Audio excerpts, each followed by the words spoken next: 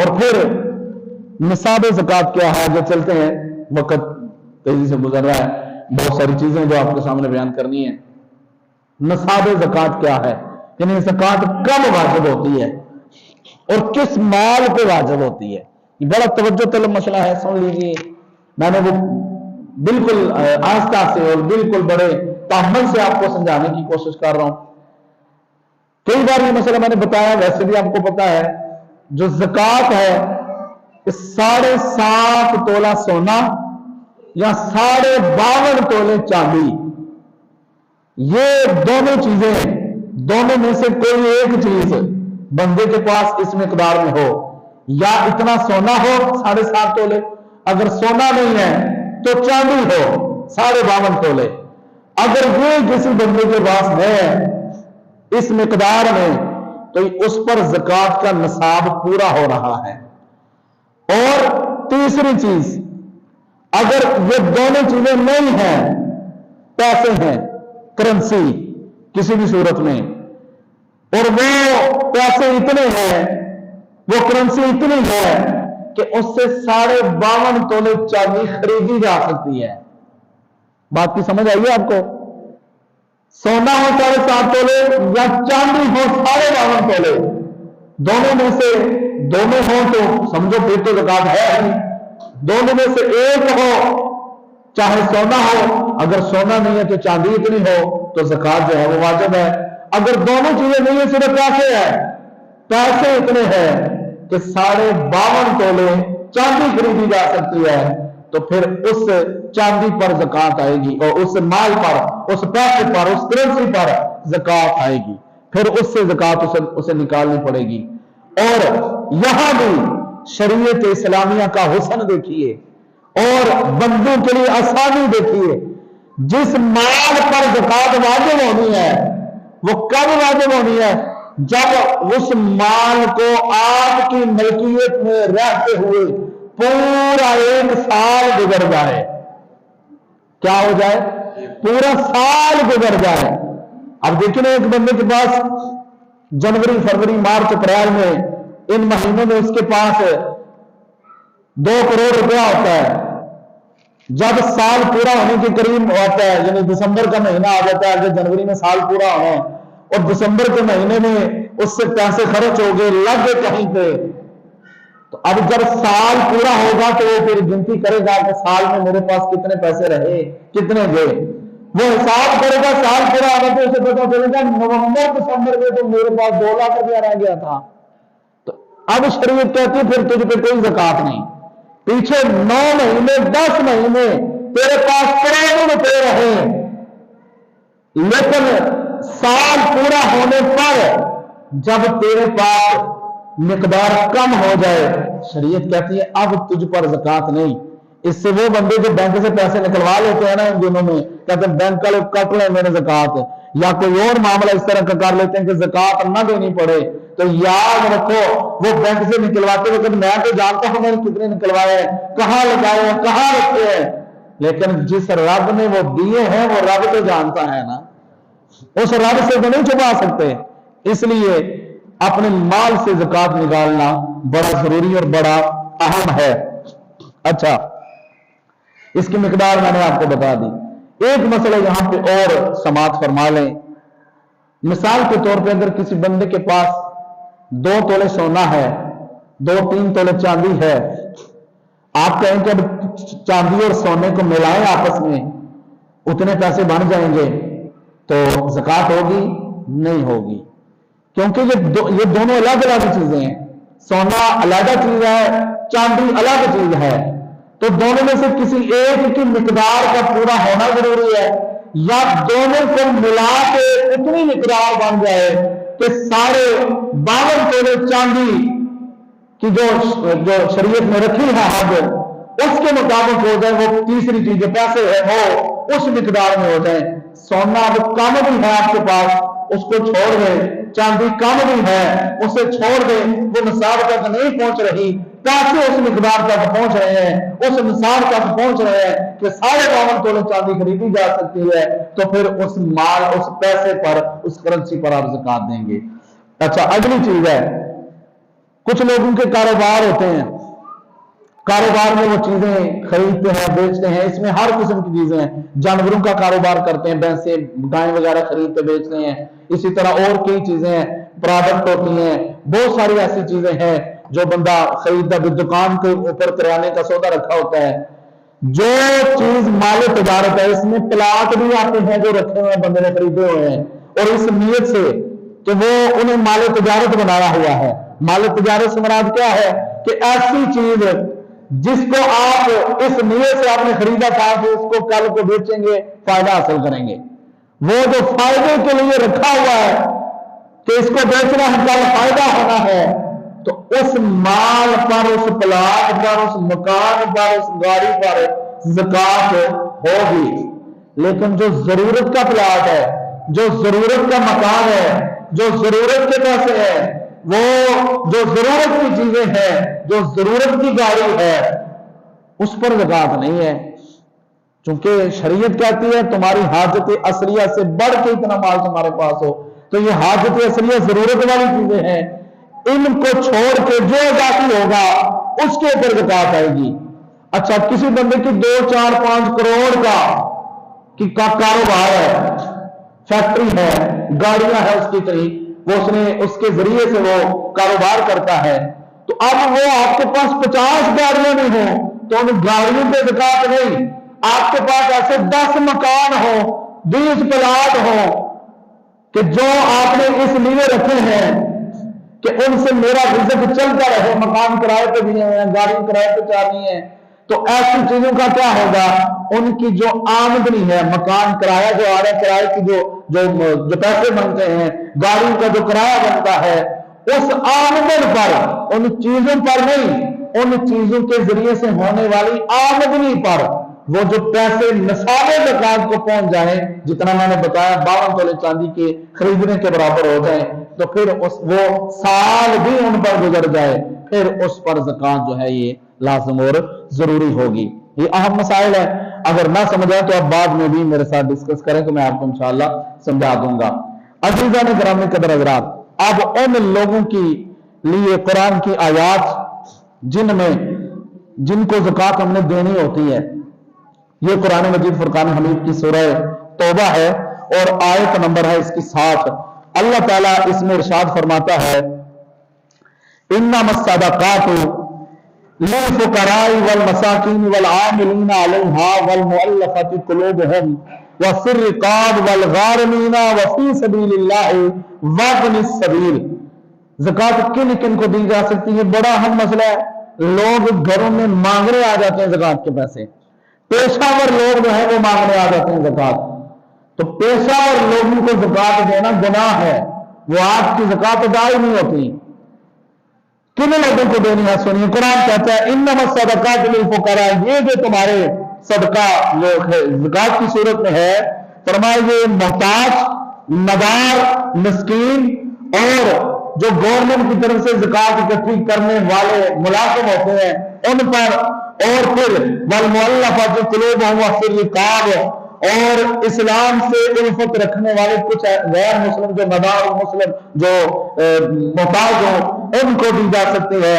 वल गारिमीन फ़ी सबीलिल्लाह, ऐसा कर्जदार कि जिसके ऊपर कर्ज इतना हो उतरने की उम्मीद ही कोई ना हो, इतना कर्जा चढ़ गया हो, तो ऐसे कर्जदार को भी आप ज़कात दे सकते हैं। वफ़ी सबीलिल्लाह व इब्निस सबील, और जो शरई मुसाफिर होता है, जो यानी किसी दूसरे मुल्क से आया है, आपके मुल्क में रहता है, उसकी जरूरियात के पैसे से खत्म हो गए, आप उसको इतने पैसे ज़कात को दे सकते हैं कि वो अपने मुल्क में वापस जाकर अपने माल तक पहुंच सके, चाहे वो अपने मुल्क में अमीर कबीर आदमी हो, वो मुसाफिर बना हुआ है और उसके पास से चीजें पैसे खर्चा खत्म हो गया है, ऐसे मुसाफिर को भी आप ज़कात दे सकते हैं। इसी तरह मदरसों में आप ज़कात दे सकते हैं।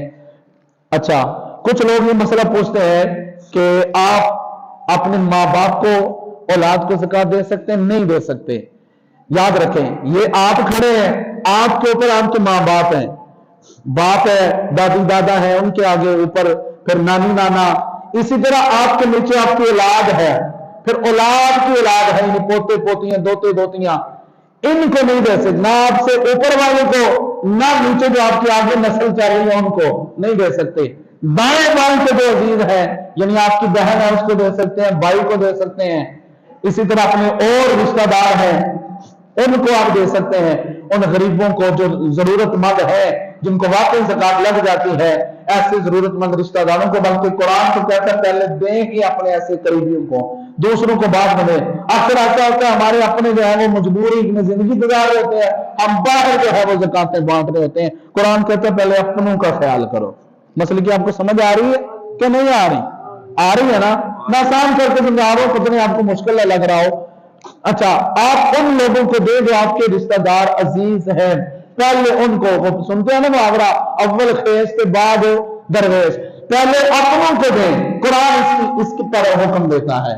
अच्छा, अब होता है कि बता सकते हैं देते हुए कि नहीं, तो आप ज़कात अगर आपको पता है कि अगर अगले को बताएंगे, रिश्तेदार है, बहन है, भाई है मेरा, या और इतना करीबी अजीज है, बताएंगे तो ज़कात नहीं लेगा, तो फिर बताना जरूरी भी नहीं।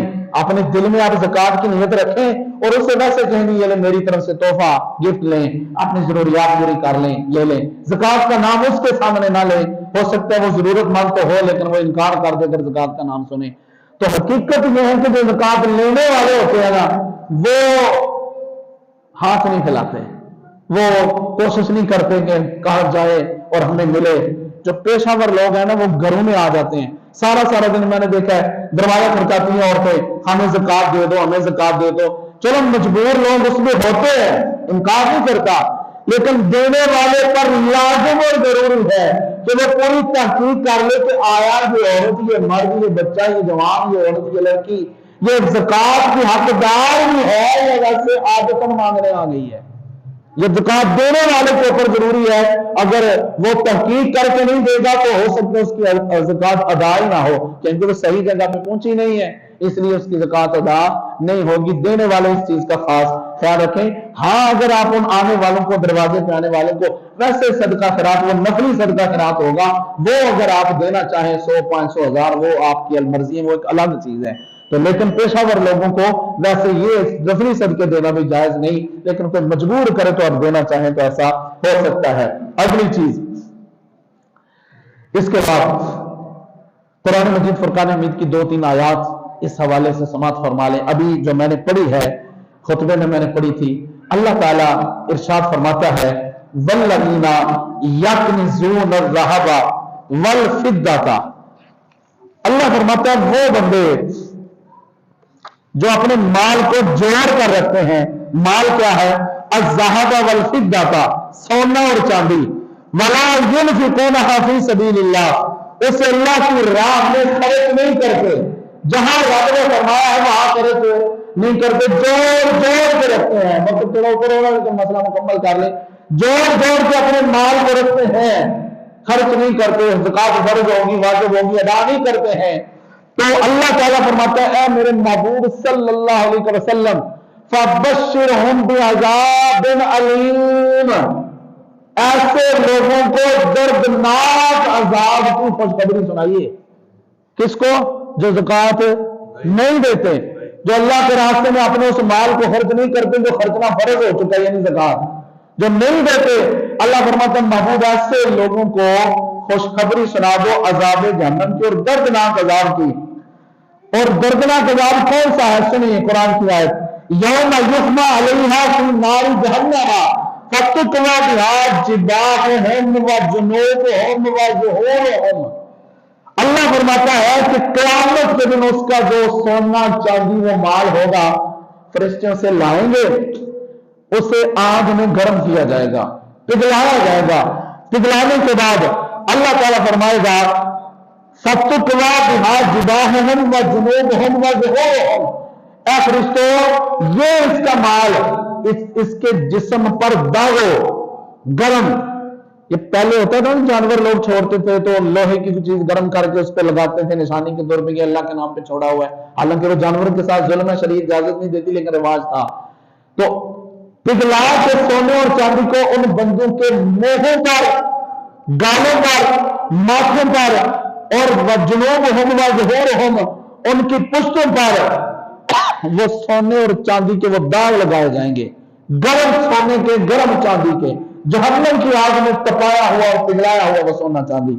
जब वो दाग लगेंगे बंदे को तकलीफ तो होगी, चिल्लाएगा, रोएगा, दाड़े मारेगा। तो फरिश्ते कहेंगे अब क्यों रोता है, अब क्यों रोता है? तूने तो ये अपने लिए रखा था ना, जोड़ जोड़ के रखा था, इसलिए रखा था कि तुझे फायदा दे, लेकिन इसने तुझे कोई फायदा नहीं दिया। तू परेशान अब हो रहा है। हागा मां कनासुम फाजूकू मा कुंतुम तकनिज़ून। फरिश्ते कहेंगे ये वही माल है जो तुम्हें जोड़ के रखा हुआ था। फजूकू, अब इसका मजा खुद चख ले, मा कुंतुम तकनिज़ून, जो तुम्हें जोड़ के रखा हुआ था। इसका मतलब है माल जोड़ना रब को पसंद है ही नहीं। माल रब के रास्ते में खर्च करने का हुक्म है, खर्च किया जाए, ज़कात फर्ज हो जाए तो ज़कात अदा की जाए। अच्छा, बंदा जिस माल को जोड़ता है, दुनिया के माल को, अल्लाह कुरान में पता क्या कहता है? कुल मताउ दुनिया कलील। मेरे महबूब, ये दुनिया माल के पीछे भागी भागी फिर रही है। दुनिया को बताओ मताउ दुनिया कलील, और लोगों ना भागो इस माल के पीछे, ना जमा करो इसे, ना जोड़ के रखो, क्योंकि इल्ला कलील है, ये बड़ा ही थोड़ा सा है, ये बड़ा थोड़ा सा है, बिल्कुल मामूली सा है, ये चंद दिन है, चंद महीने है। आज मेरे पास है, कल किसी और के पास है, हमेशा रहने वाला नहीं। ना साथ कब्र में लेके जाओगे, इसलिए बाज आ जाओ, इस माल को जमा ना करो। अच्छा, रब्बुल आलमीन फिर ज्यादा क्या है? तुम्हें अता तो किया है, तो फिर हम इसको इससे फायदा हासिल करना चाहें, ज्यादा करना चाहें, तो क्या तरीका है?